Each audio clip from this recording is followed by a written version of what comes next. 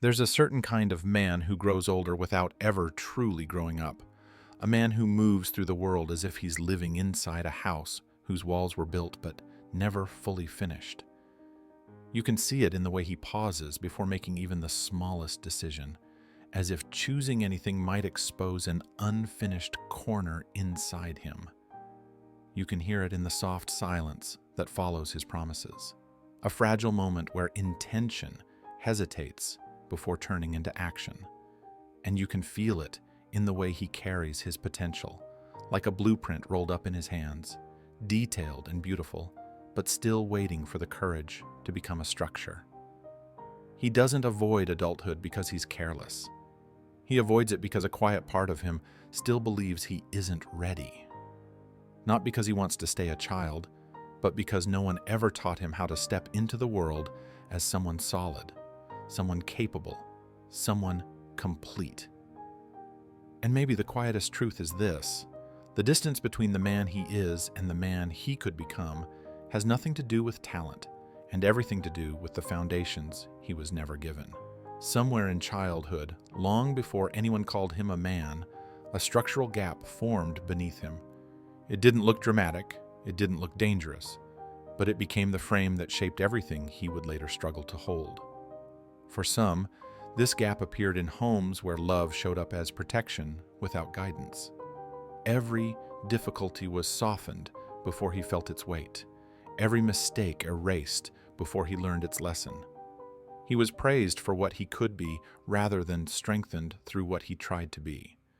And so he learned a comforting but fragile story. The world will hold me together. A story that soothes a child but collapses under the weight of adult responsibility. For others, the gap came from the opposite direction.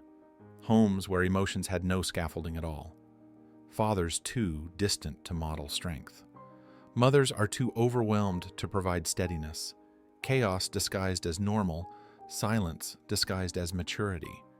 These boys learned not to reach outward, so they reached inward instead, into imagination, into fantasy, into the only rooms that felt safe.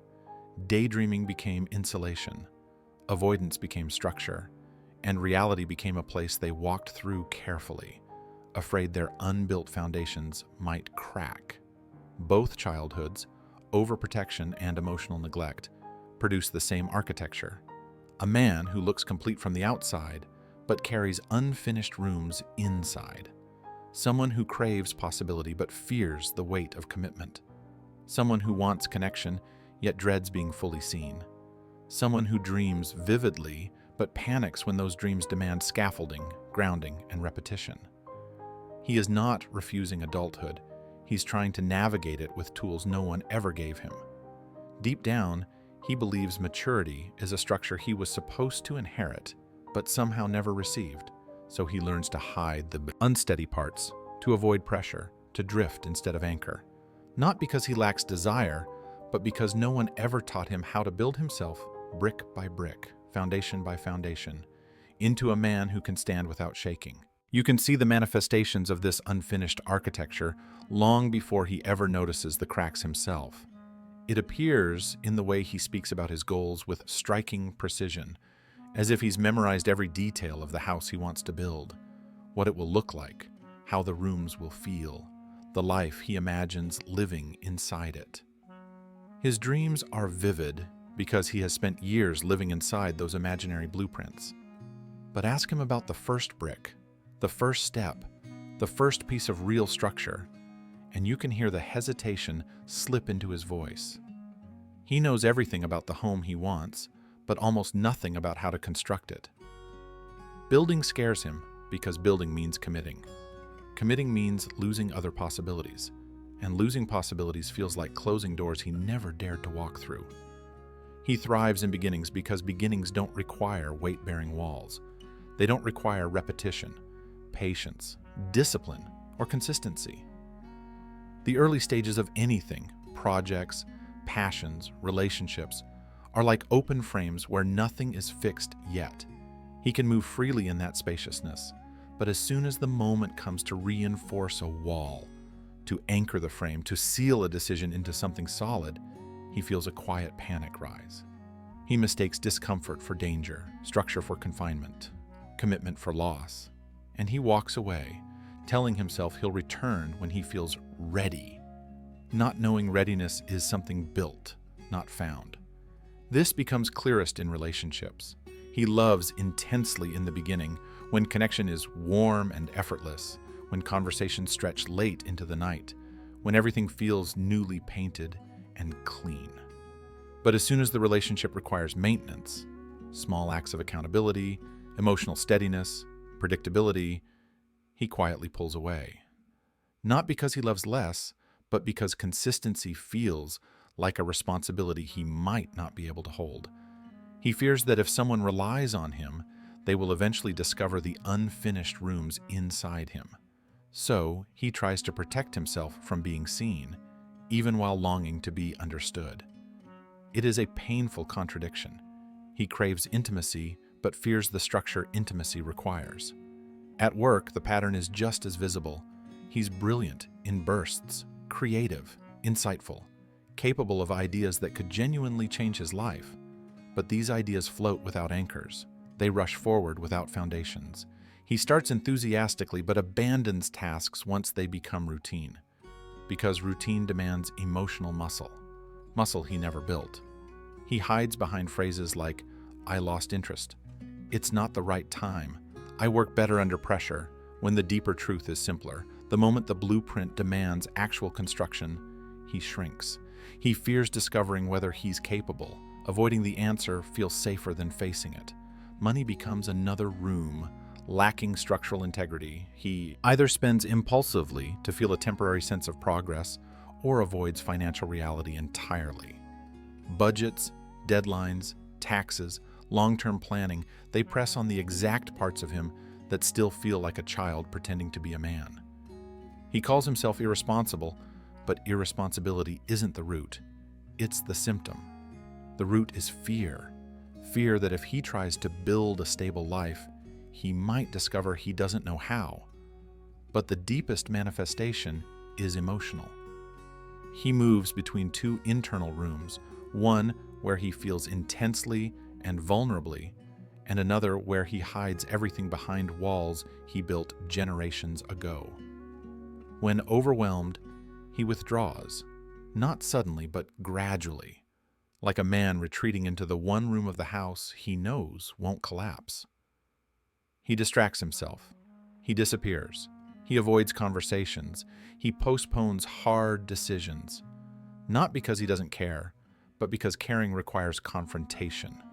And confrontation requires structure, exactly what he lacks. And then there is the guilt of knowing he could be more, the guilt of seeing peers build the kind of lives he still feels unprepared for, the guilt of knowing he is capable, but rarely consistent. It's a quiet ache he doesn't talk about, a constant hum beneath everything he does. This guilt doesn't make him change, it paralyzes him. Because the longer he waits to build, the heavier the blueprint feels, until one day, the blueprint stops inspiring him and starts haunting him. He looks at it and thinks, "I should have started years ago." But shame convinces him he's already too far behind. Here is where the manifestations become most invisible. He begins shaping his identity around avoidance. He tells himself he's not ready, that he needs more time, more clarity, more confidence. But the truth is, the architecture inside him is still waiting for its foundation. And foundations aren't intellectual. They're practiced, built, strengthened, not dreamed. One of the hardest manifestations to watch is the emotional inheritance he passes into the world without realizing it. He becomes the friend who is warm but unreliable, the partner who is loving but inconsistent, the employee who is brilliant but unstable, the son who is present but not anchored. People don't see the effort he puts into holding himself together. They only see the cracks when things fall apart. And so he grows more isolated, more misunderstood, more convinced that something is fundamentally wrong with him. But nothing is wrong with him. He simply learned how to survive in a home without learning how to build one. He learned how to imagine, not how to construct, how to hope, not how to anchor, how to protect himself, not how to grow.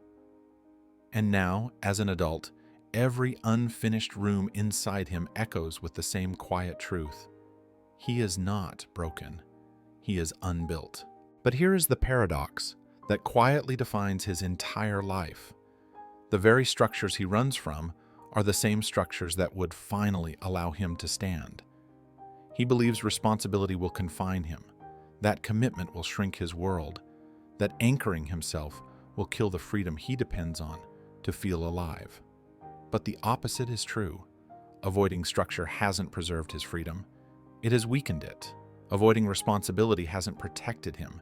It has made him dependent on the stability of others. The unfinished rooms inside him don't stay unfinished because he lacks potential.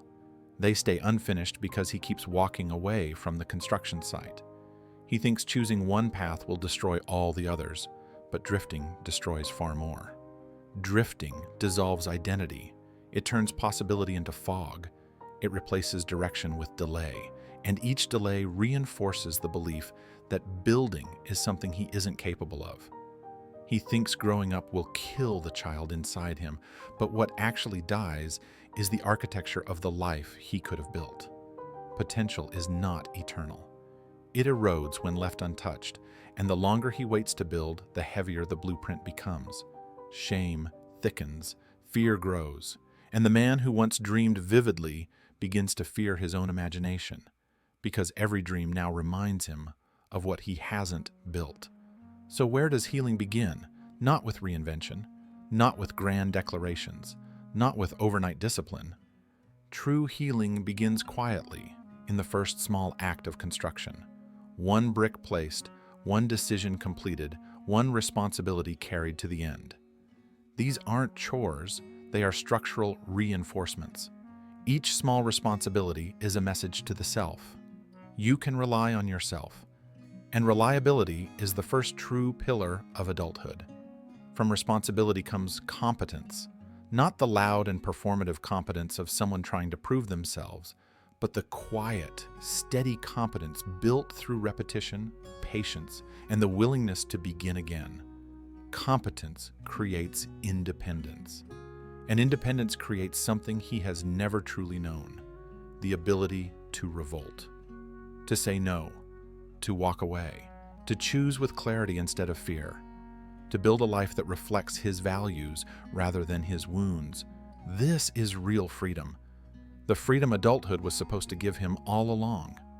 Healing also requires a symbolic death, the death of the frightened inner child who has been holding the blueprint for too long. Not the death of his sensitivity or imagination, but the death of the reflex to hide, to freeze, to retreat. Growing up doesn't mean abandoning the inner child. It means becoming the adult that child desperately needed. It means saying, "You don't have to hold the house together alone anymore. I can take it from here." And when that shift happens, his sensitivity no longer collapses into overwhelm. It becomes intuition. His imagination no longer becomes escape. It becomes vision. His emotions no longer destabilize him. They guide him, because now they are supported by beams, by foundations, by structure. So if you've ever looked at your own life and felt unfinished, felt like everyone else somehow received instructions you never got, please understand this. You are not defective. You are not behind. You are not incapable. You are simply unbuilt, and building is not a gift. It is a practice. The man you fear becoming and the man you wish you could be are not opposites. They are the same man separated only by permission. The permission to start, the permission to try, the permission to continue even when it feels clumsy or slow. You will not transform in a single moment. You won't wake up tomorrow perfectly disciplined or endlessly confident. But something will shift. First, quietly, then unmistakably. A decision made without disappearing afterward. A responsibility carried without collapse. A day where you feel yourself standing a little straighter inside your own life. and then another, and then another, and one day, almost without noticing, you'll walk through the rooms of your inner life and realize something extraordinary. The house you thought would always remain unfinished is finally becoming a home. You were never weak because of who raised you. You only believed you were. Strength was growing in you the entire time, waiting for the moment you finally chose to build.